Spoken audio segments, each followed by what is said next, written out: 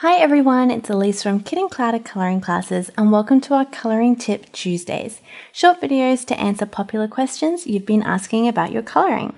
In this video, I'm going to be showing you how to do a basic blend with your pencils. I've had a lot of people ask how to get that smooth blend lately if they haven't done much pencil colouring before, so I wanted to show you how easy it is to get that control and vibrancy. Now you'll find the colour blends that I'm going to be using here today down in the description of the video. And this blend as well is also our blend of the week in our Colour Focus series. So if you haven't seen yet, we've just started Colour Focus Fridays over in our Kit and Clouder Facebook group, and I'll be posting a new colour every week. So this is actually week 1's colour blend in our Magenta series. Now before we get started on our basic blend, it's important to think about light source. So light source is anything that makes light in our scenes. We need to have it there in order for our object to be seen. It's what determines the light and shade of an object. So we get into this a lot more in our colouring classes, but essentially our blends incorporate lighter colours to show the highlights or the parts of the object where the light is hitting first, so our lightest and brightest parts. Opposite to that are our shadows. So we come down here with the darker colours. Now the shadows are where the light hit last, and that's why it's a lot darker. Now in between highlight and shadow, you have midtone. Now midtone is the true colour of an object, and it's neither affected by light or shade. So in our Colour Focus series, magenta was the colour this week. So this is the colour in the middle here as my midtone, and then you'll see we've got the lighter and darker colour to make the overall blend. So we don't just use one colour, we use those multiple colours to really be able to build up the depth in the blend and to be able to showcase our light source as well. In a more basic term, you don't need to use as many colours as I am using here today. You may have seen tutorials before where they just use black and white to make the darker or lighter value. But I'm just showing you how I create my colour blends here today for the most vibrancy and depth. In a later video, we'll go through how to select colours to create colour blends as well. Now the paper I'm using here today is Teintes by Canson. I'll pop that link and information down below for you in the video description, but it does have a tooth on it to help capture my pigment and to build up the colour smoothly. And you're welcome to use any paper here just to practice this blending step. But I will be going through papers in our next colouring tips video for you. So let's just work on that basic blend here today. So I'm going to start with my darkest colour in the blend, and that's my Pomegranate. And all I'm going to do here is I'm just going to start by coming around my outer edge, and then I'm just going to very lightly start to fill in the area. Now, depending on the size and shape of the object you colour will depend on your stroke. You can see I'm doing like a little flicking motion here, but even a little circling motion is okay as well. It'll just take you a little bit longer to build up the colour. What is important though is that you notice that my colouring is really soft and light, and you can see those little white speckles showing through. That's the tooth of the paper. I'm not trying to flatten it down at this stage. It's very important that we keep these white speckles because that's what's going to allow me to build up the colour. White speckles mean your paper can still hold more pigment. That's a good thing. Let's keep going. Once I've added this down, my next colour is Process Red, and I'm coming back over this previous colour here, making sure that I still keep a really nice soft pressure. So as I'm doing the colouring, you can see because I've got a light pressure, there are no lines between the colours. So what we want to avoid is this. See, if I colour like this, what's going to happen is it's going to be very hard to blend that out.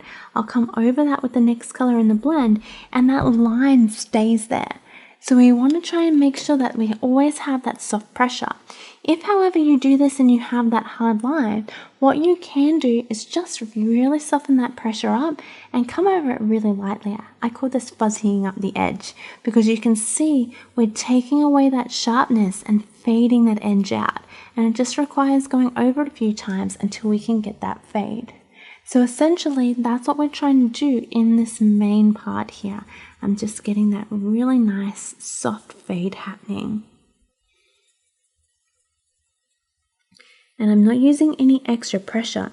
Now it is very normal when people start colouring that they use too much pressure or even too light of pressure while you're getting comfortable with your pencil control. If your pressure is too light, it'll look super soft. And you may find as well, if you're using a very smooth paper, it's going to look a lot softer than I'm using here too. That just means that you're going to need to do a few extra layers than I'm doing here today to get it all smooth. If you've got the hard lines because you're pressing too hard, try holding the pencil further back. This is going to stop you from placing that pressure on the pencil. Alright, next color is pink. Now this is a slightly different tone. I'm coming straight over the previous and extending further out. This is making sure that my color doesn't end up too blue based with the other previous colors in the blend.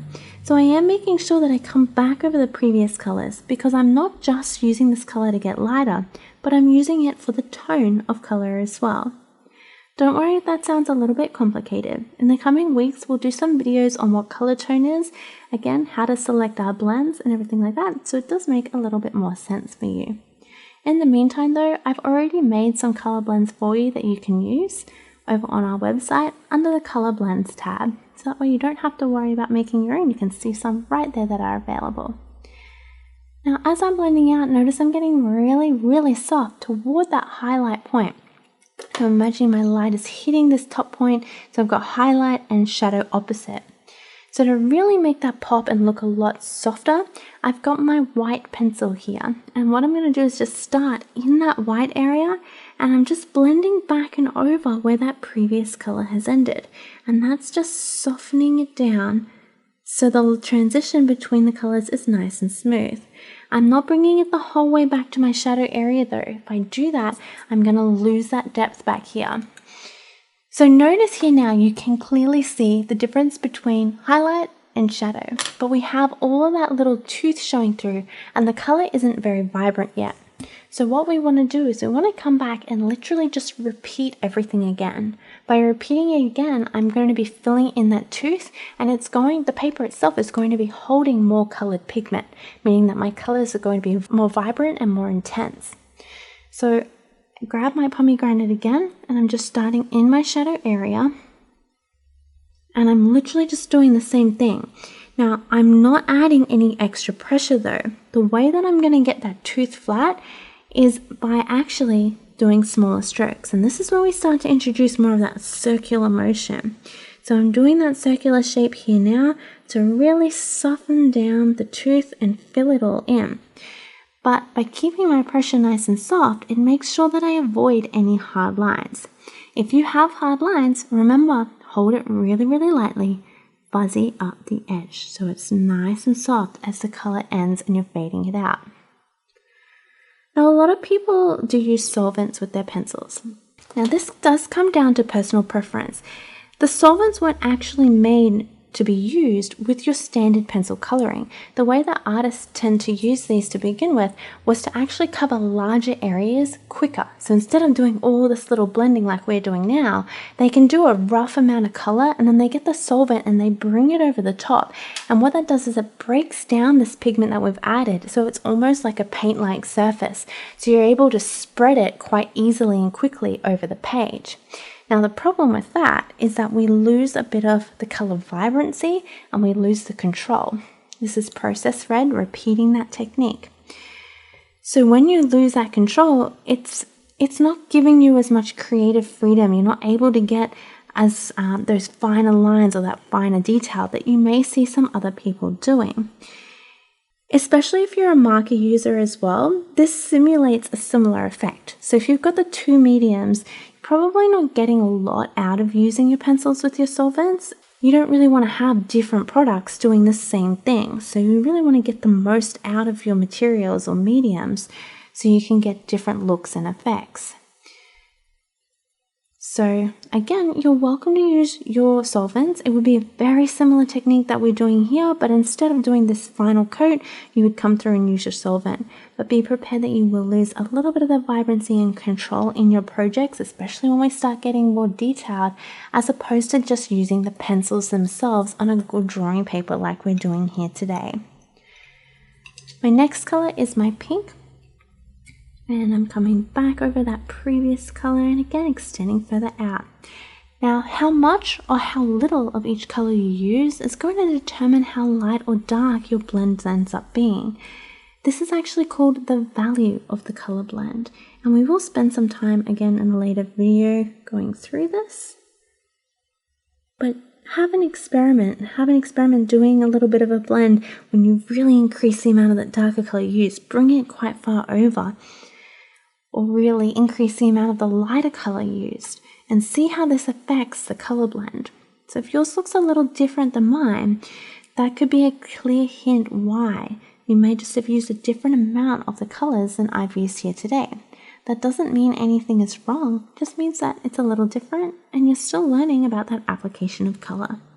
Remember that mistakes in your coloring are just ways for you to actually learn more, so never be afraid to make a mistake and never be frustrated when you do. Think about the lessons that you're taking away and learning from them, and take away that negative emotional frustration.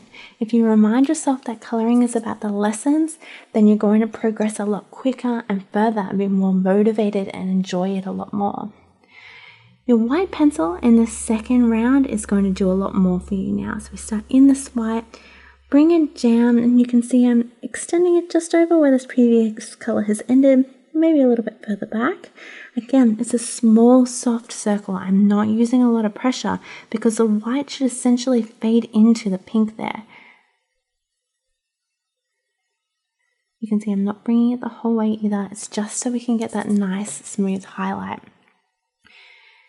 Now you may find that you need another round of the blend. Absolutely okay. Please do go through and repeat as needed.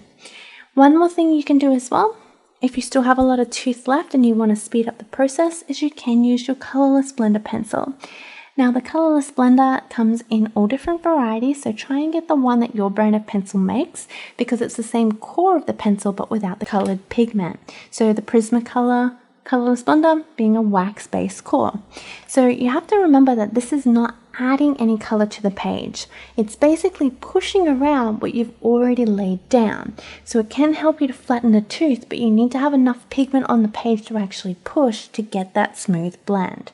So if I've done this and it's really, really soft and light, and I can show you by just doing a little scribble here, if I just come through and all my colors are about like this dark, as soon as I add my blender, can you see how scratchy that is? And it feels and sounds a little bit icky, and it's not really getting it smooth. It looks scratchy on the page. That's because I didn't have a good enough application of color down underneath. This here is really quite strong. It's the level of color I would expect to have at the end of the blend, but I've got just a few like little speckles showing through. So if I come in now with the blender, and I want to make sure I use the same little circular stroke with not any pressure, just keeping it soft. Now what it's going to do is it's just going to push what's already there down into the surface of the page to finish it up. Now this step is optional. A lot of the times you don't need to use it, especially if you're a stamp colorist and we color such small images. So just doing that basic blending method that I showed you before will often just be enough, but this can help just finish off some of your blends nicely. Can also be used for texture effects, and we do use this a lot in our classes to help with things like timbers, where we really want a nice rich texture happening on the page. And you can see that's my basic blend all finished up. We're showing our light source, so we've got a nice highlight, midtone and shadow, so we can start creating depth on our objects. I hope you've enjoyed this quick lesson on how to do your basic blending with your pencils. You can try this technique on any image at all and with any color blend as well.